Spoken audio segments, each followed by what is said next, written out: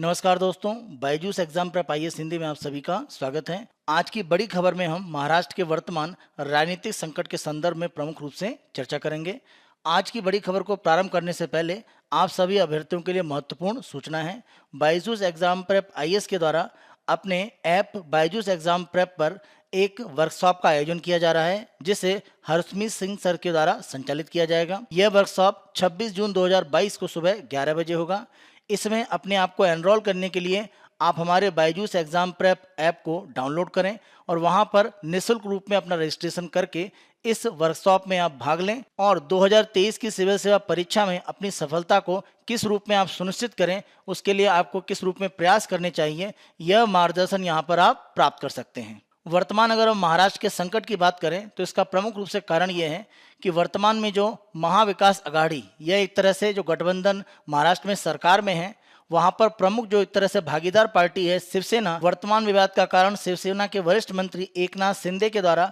अपने कुछ समर्थकों के साथ में विद्रोह करना है और माना जा रहा है कि इसके कारण वर्तमान में उद्धव ठाकरे की महाराष्ट्र की जो सरकार है वह संकट में आ सकती है। तो वर्तमान स्थितियों में अगर हम देखें तो संवैधानिक स्थितियां किस रूप में बन रही हैं, क्योंकि अगर हम संवैधानिक स्थितियों की बात करें तो वर्तमान में राज्यपाल के पास एक तरह से शक्तियां काफी हद तक केंद्रित हो जाती हैं, क्योंकि महाराष्ट्र का जो विधानसभा है उसका सत्र संचालित नहीं हो रहा है। संविधान के अनुच्छेद 174(2)(b) में राज्यपाल को कैबिनेट की सहायता और सलाह पर विधानसभा को भंग करने की शक्ति एक तरह से प्रदान की गई है, लेकिन राज्यपाल अपने विवेक का इस्तेमाल कर सकता है अगर उनको यह लगता है कि मुख्यमंत्री जिनके द्वारा सलाह दी जा रही है वह वर्तमान में बहुमत की स्थिति में नहीं है, जैसा वर्तमान में प्रतीत हो रहा है। तो इस आधार पर अगर हम देखें तो महाराष्ट्र के जो राज्यपाल हैं उनकी भूमिका काफी हद तक महत्वपूर्ण हो जाती है। हम 2020 में सुप्रीम कोर्ट के एक निर्णय की बात करते हैं, जहां पर सुप्रीम कोर्ट ने शिवराज सिंह चौहान बनाम अध्यक्ष और मध्य प्रदेश विधानसभा और अन्य के संदर्भ में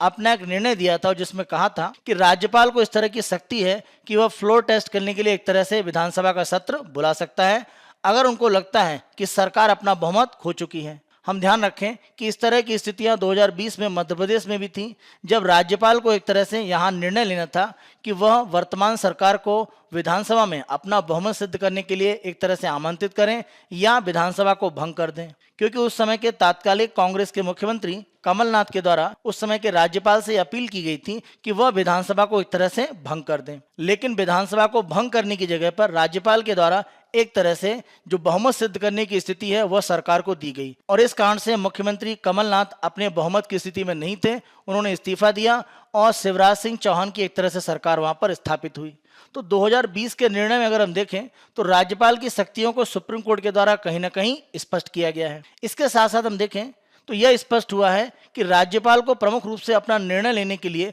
जो फ्लोर टेस्ट है, यानी विधानसभा का जो एक तरह से मंच है, उसका प्रमुख रूप से आह्वान करना चाहिए और उसके आधार पर जो सत्र होगा वहां पर निर्णय होगा कि वर्तमान सरकार के पास बहुमत है या नहीं है। हम ध्यान रखें, अगर सदन सत्र में होता है तो यह विधानसभा अध्यक्ष के पास एक तरह से सुविधा होती है कि वह फ्लोर टेस्ट यानी विधानसभा में बहुमत सिद्ध करने की स्थितियों को आगे अनुमति देता है या नहीं देता है। अगर हम वर्तमान स्थितियों में देखें तो विधानसभा का सत्र महाराष्ट्र में नहीं है, इसीलिए राज्यपाल पर एक तरह से स्थितियां काफी हद तक निर्भर करती हैं और संविधान का अनुच्छेद 163 राज्यपाल को अवशिष्ट शक्तियां देता है, जिसके आधार पर वह विधानसभा का सत्र बुलाकर जो भी वर्तमान में सरकार है उसको अपना बहुमत सिद्ध करने के लिए कह सकते हैं। अगर हम सुप्रीम कोर्ट के एक बहुत ही ऐतिहासिक निर्णय की बात करें जो 11 मार्च 1994 को दिया गया था, जिसे हम एसआर बोम्मई मामला कहते हैं, इसमें सुप्रीम कोर्ट की 9 जजों की संविधान पीठ ने स्पष्ट रूप से कहा था कि विधानसभा एकमात्र मंच है जहां पर सरकार को बहुमत का परीक्षण होना चाहिए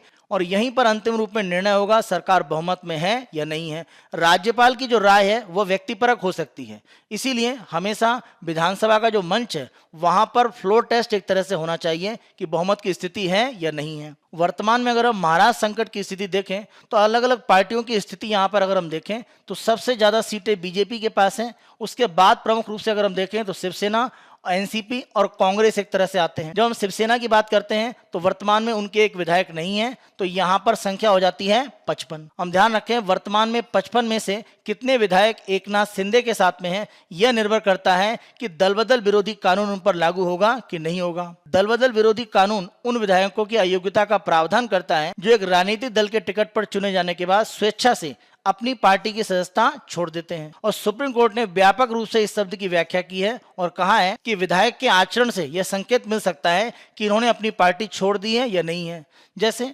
पार्टी विरोधी गतिविधियों में अगर कोई व्यक्ति लिप्त है तो वह भी एक तरह से माना जाएगा कि वह अपनी सदस्यता छोड़ रहा है। दल बदल विरोधी कानून तब लागू नहीं होता जब किसी राजनीतिक दल को छोड़ने वाले विधायकों की संख्या विधायिका में पार्टी की ताकत का 2/3 भाग हो। यानी वर्तमान में शिवसेना की जो 55 संख्या है, अगर इसके 2/3 लोग शिवसेना से अलग होते हैं तो यह एक तरह से दल बदल विरोधी कानून के दायरे में नहीं आएगा। तो वर्तमान में एकनाथ शिंदे का जो समूह है वो इसी की प्रमुख रूप से एक तरह से तैयारी कर रहा है। अंतिम रूप में स्थिति यही बन रही है कि एकनाथ शिंदे का जो समूह शिवसेना से अलग होकर बात कर रहा है वह 2/3 एक तरह से बहुमत की स्थिति अगर अपने आप में बना पाता है, उसी आधार पर प्रमुख रूप से वह दल बदल विरोधी कानून से बच पाएंगे और आगे की जो प्रक्रियाएं हैं उसमें अपने महत्व को बनाकर रख सकते हैं। अन्यथा दल बदल विरोधी कानून के दायरे में आने पर उनकी सदस्यता भी रद्द हो सकती है। यह हमारी आज की बड़ी खबर थी, जहां पर हमने प्रमुख रूप से महाराष्ट्र के वर्तमान राजनीतिक संकट के संदर्भ में चर्चा करी। आज की बड़ी खबर को हम इसी रूप में संचालित करते रहेंगे। आप सभी अभ्यर्थी बहुत अधिक संख्या में हमारी इस पहल को पसंद कर रहे हैं। अधिक से अधिक संख्या में लाइक करें, शेयर करें और अभी तक आपने हमारे यूट्यूब चैनल को सब्सक्राइब नहीं करा है तो बायजूस एग्जाम प्रेप IAS के यूट्यूब चैनल को आज ही सब्सक्राइब करें। धन्यवाद।